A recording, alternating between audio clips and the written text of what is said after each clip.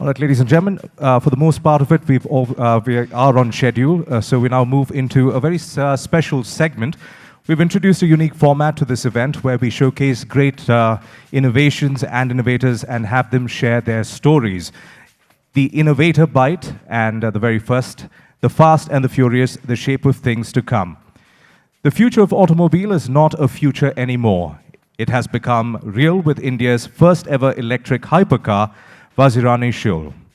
To tell us more, I'd like to invite on stage Chunky Vazirani, the founder and chief designer at Vazirani Automobiles, a company that believes in complementing the technology of tomorrow with a new take on classic automotive design to create dynamic expressions of art. In this session, we will hear from our innovator the journey behind creation of Vazirani Shul and how far it is from running reality. He's young, dynamic, and enterprising, having wowed audiences from Monaco to the Cannes, redefining design, breaking the conformist mindsets of young innovators. He has been breaking ground, living the dream, and putting India on the global map. Ladies and gentlemen, please welcome this afternoon the one and only Chunky Vazirani.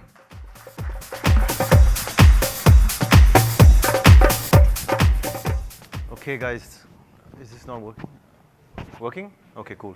So today we're going to talk about a little startup that we started about 3 years ago, and it's called Vazirani Automotive. And it's really, we set out to really create the technologies of the next generation for mobility.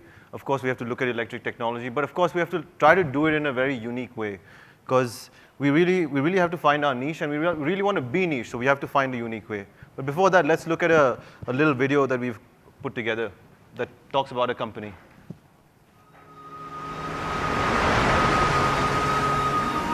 Welcome to a connected tomorrow, an intelligent tomorrow. We have developed the most advanced vehicle in the world, a combination of 46 advanced sensors, 2 LiDARs, 18 cameras, and 64,000 LEDs that will indicate to you how you're feeling while keeping you safe and connected.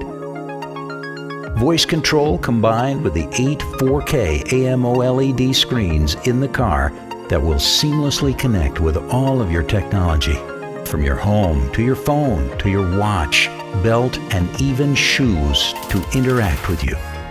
It's a car that will grow with you, learn your preferences, and even predict things like where you need to eat your next meal, and will be the first to keep your health in check, from blood pressure to even a bone density scanner on board. Awesome, right? A bit too much technology there. It's actually a spoof video. We actually don't want to take technology so far. We actually believe in that, that a car is really more about the art, and we seem to be forgetting a little bit of that as we progress through technology. So it's really, our logo represents 2 facets, which is the art and the science, and which you'll see the science is almost it's almost in shadow, because as much as we want to push technology forward and we want to be a part of the next generation, we want to keep the art element alive. And this is the same art element that made me fall in love with cars in the first place. So let's look at a parallel. Let's look at the smartphone industry, for example, right? I mean, you have 5 phones from the top companies. They all look the same, right, at this stage. Behind the scenes, you have probably chips bought from the same company, screens bought from the same company, different company, and you don't really care, right? Ultimately, you're buying a complete smartphone from a brand that you like for a price that you like, and maybe there's a little bit of design and maybe the wallpaper that you really fall in love with that you buy the smartphone. So really, tech is really driving the industry, but at the same time, design drives our decision making. So somewhere, we have to make sure that we keep the design and we keep the art element in mind. Of course, even if you draw a parallel with this with the car industry, with the shift with the electric vehicle technology, we don't really have any heritage. Nobody has heritage. There's no Ferrari electric motors. There's no Ferrari battery pack. There's no Aston Martin. So really, it's a blank sheet of paper, right? So we have to create this next generation.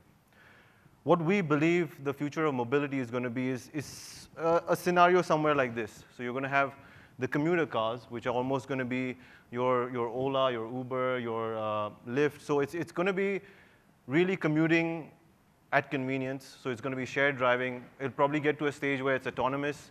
You'll have tons of ads being sold on the car. So it's really, it's going to be messy around the traffic. You know, you're gonna be seeing a lot of ads. You probably sell ad space on your car to make some money. And the next part of it, that commuter sector really has no ownership, has no personal experience, has no privacy. It's all about shared, sort of cheap commuting. Oh, sorry. With the luxury commuter, you have almost no ownership, but a more personalized service. So you could even see brands, sort of a lot more collaborations with, say, BMW and Uber combining to give you a BMW experience, but for the no ownership sort of model. So you would have your sedan or your autonomous car that would pick you up and take you to your final location. The subscription model was also something that's kind of picking up these days because brands are increasing day by day and everyone wants to retain your business. So they're offering you different cars for different times of the month. So you can probably take your SUV for 15 days or a sports car for 5 days of the month. So it's really bigger brands that are getting into this sort of subscription models as well. And then you have the fashion and the passion. So we believe that, like we saw, the tech on the car is kind of becoming generic underneath the surface. You're going to want to express a lot more on the surface. So really, we even believe that a lot of more fashion brands might get into cars, a lot more expression will happen, and that's where we want to fall upon.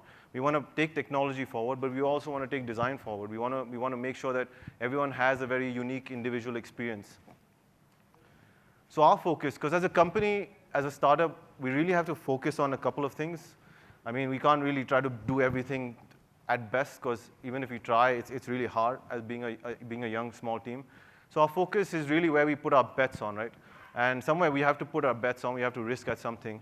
And my team only put together this visual because it kind of represents a car, because they try to put a lot more components, but it almost looked like it wasn't a car anymore. There's so many components that are in the car. So from all these components, there are really two aspects that we want to focus on. One is the battery, which is almost like the heart, because no matter where you buy your motors from, no matter what kind of hardware you use around the car, the battery is really something that can't be modular at this stage in time, and probably for the next 5-10 years at least. So it's really something that's tailored for the particular kind of application that you're looking for. The other thing is the soul, the design, because design is something that you're probably going to see more and more of. You're probably going to want to change your design more and more often, because how often do you check your specs on your smartphones? You barely check your specs on your smartphones. You just buy the next Apple iPhone. You're like, this is the experience I'm going to go through for the next 2-3 years. But just like you see in the smartphone technology, the tech is evolving really fast, right? And it's going to be the same in the cars. So it's almost, but with the car stuff, the tech becomes really expensive.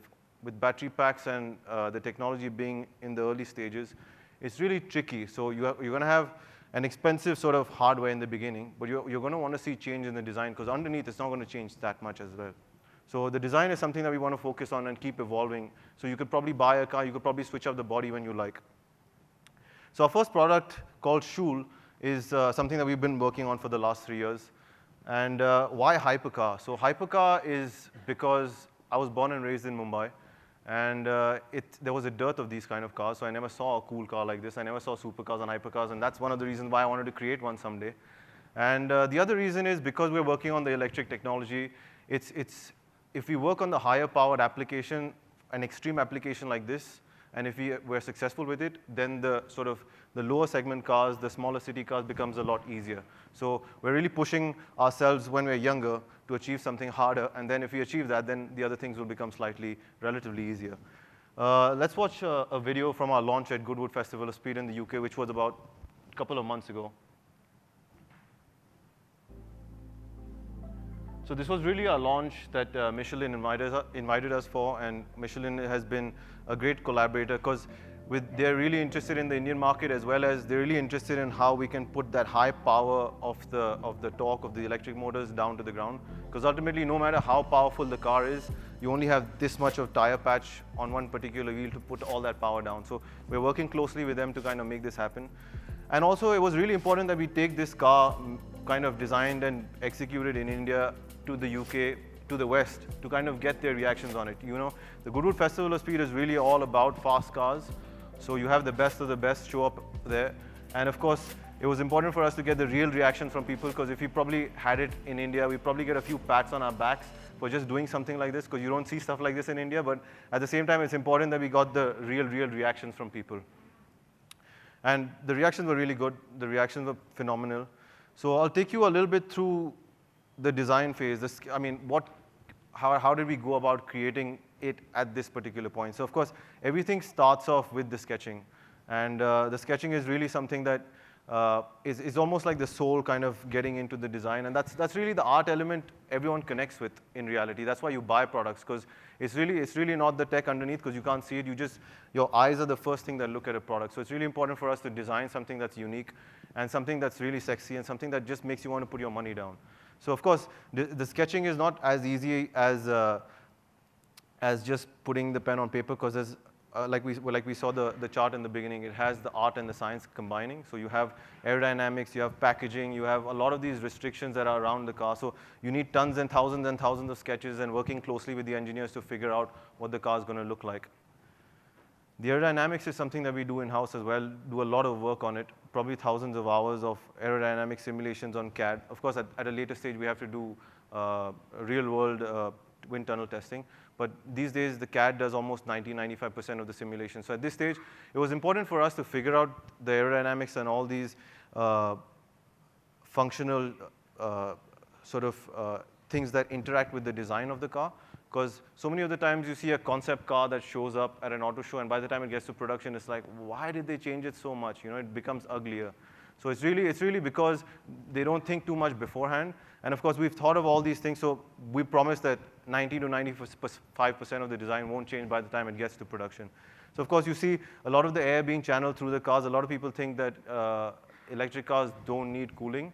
But for a higher powered application like this, the batteries get really hot. They need tons of cooling.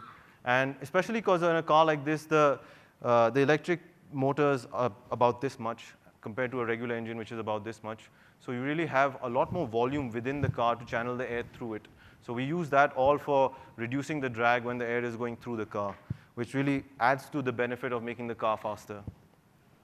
Of course, tons of simulations on the CAD just to kind of get an idea of what the surfacing is doing. So of course, we go back and forth with the design team and the engineering team to fine-tune each surface to where the air should go, where it shouldn't go. Are we getting enough cooling down?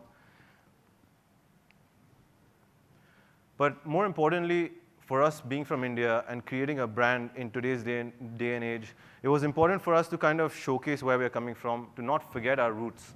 So we kind of looked back at Hindu mythology and kind of realized that, I personally got into it a lot, which I'll talk about later as well.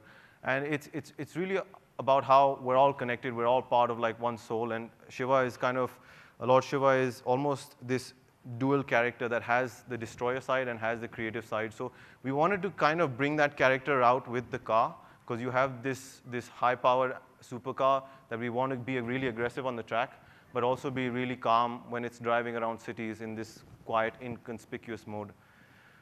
So you see some of the elements around the design of the car. So you see on the left top, you'll see the headlights that represent the 3 lines on Shiva's head, which is like the first thing that you see when the car's approaching you. Then you have the overall shape of the light that represents the Namaste shape. That's the first thing you greet in India when you are meeting someone. And of course, then you have the massive Trishul on the side of the car and also on the top of the car, because Trishul is really an element that's aggressive, but it's a weapon from heaven. It's not really a weapon to kill someone. So one of the jokes around is that, this Trishul around on the side of the car is that, when this car is driving around the cities in the future, it's going to remove all the negativity from it. So you see some of the details in the pictures below. The headlights, and then the Trishul on the side. It's kind of hidden, because one of the reasons is that we kind of made it sort of like a second layer of design. And we don't want people internationally look at this car and just go like, India, It had to be on a subtle level, because we have to figure out what Indian design language is in the modern world. And somewhere we have to look back, but at the same time kind of look to where we can go in the future.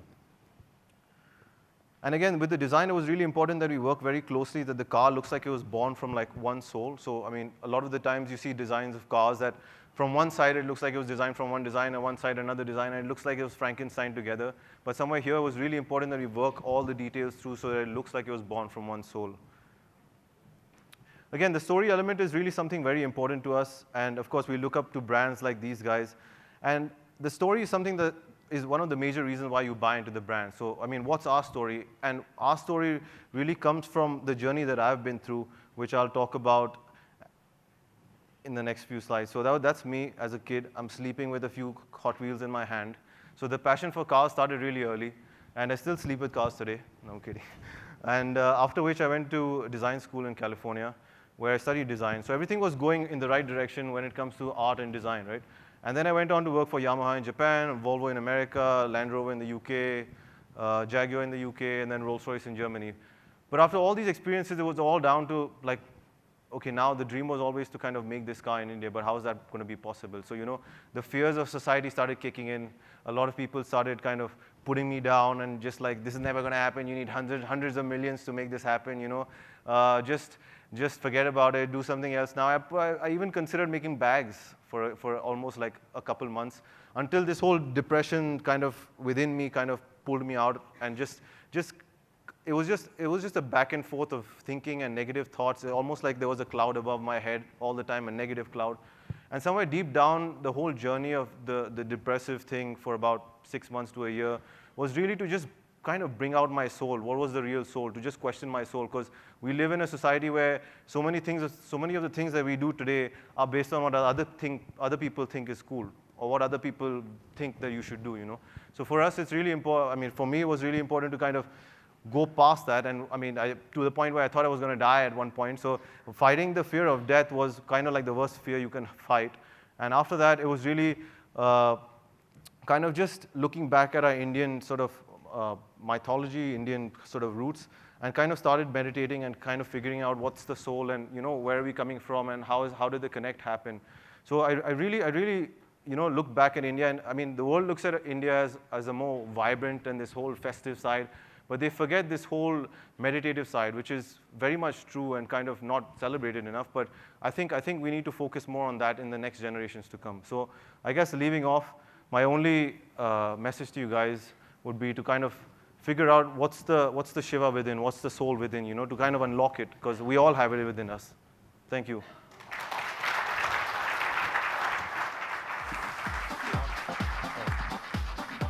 Well, ladies and gentlemen, he's proof that if you're really passionate about something and you have a dream, nothing can stop you. Please give him a huge round of applause once again. Chunky, on behalf of NASSCOM and all our sponsors, we'd like to thank you for having accepted our invitation, and we wish you all the very best. I'm sure I speak on behalf of everyone sitting in this room. We're incredibly proud of the job that you're doing.